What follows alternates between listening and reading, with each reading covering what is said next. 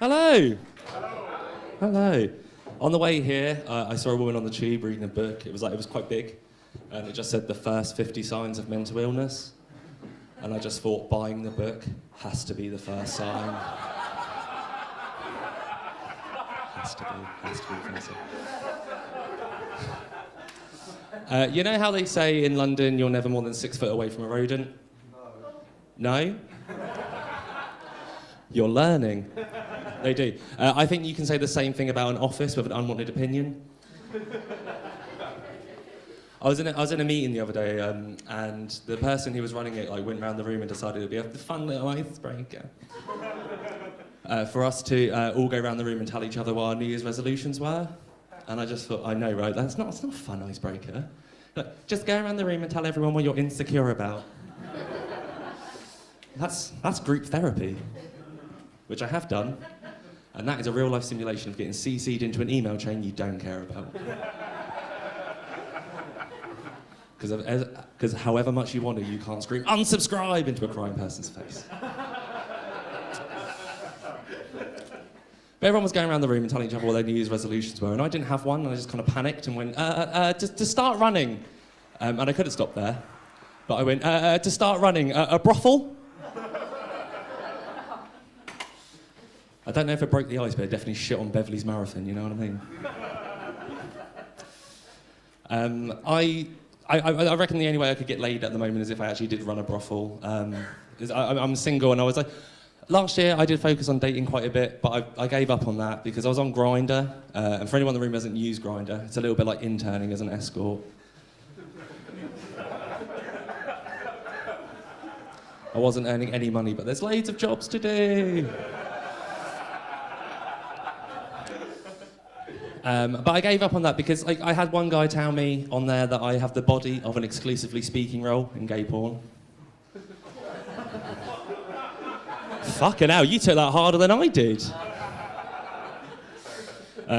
He then went on to say, imagine the potential your body would have if you worked out. I know. He come on my chest, so I think it worked out just fine. But to be fair, when he started talking to me, I should have been aware that it was going to be something different, because he said he was gluten-free on his profile. And I don't want to say gluten-free is a new crazy, but it has been a long while since we've seen Jesus appear in a slice of toast. Lots of celiacs in tonight. I gotcha. But everyone I've met, everyone I've met who's gluten-free always kind of says the same thing. You know, it's like, but Dan, gluten's really bad for you. And I'm like, yeah, well, so is gin, poppers, and raw dick, but it doesn't stop you on a Friday night, does it, Peter? It definitely doesn't. Being single, one of the things I've learned is that you should never talk to people who are in a relationship about being single, because they get something happens to them where they just kind of forget everything about it. And also, they get really, really fascinated by it, especially online dating. They're always like, well, what's it like? What's it like? And you're like, wow, it's just like eBay, but instead of bidding on items with money, you bid on people with your self-esteem. And if you don't win, they get to keep it. Because it's your fault. It's your fault. Now, if you talk to people in relationships about dating, they do genuinely forget what it's like, and they always say to me, like, oh, I really miss it. I really miss it. And I'm like, no, you don't. You don't miss dating. You miss fucking strangers. That's the fucking truth. Well, men miss fucking strangers. I don't think women are out there like, oh, I can't wait to get disappointed by another man tonight. Woo! But there's this weird idea that casual sex is like really, really fun and exciting. But in reality, casual sex is kind of like trying food in a restaurant you've never eaten in before. You know, if it's really, really good, you go and tell your friends, you know, oh my God, it was amazing. Portion sizes were huge.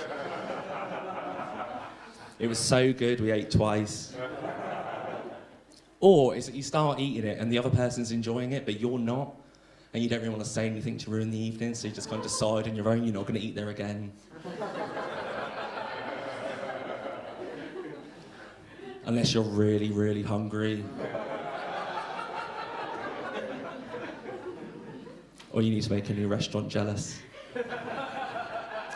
Right, yeah, I've been Daniel Matthews, you've been absolutely lovely, and in for a great night. See you later.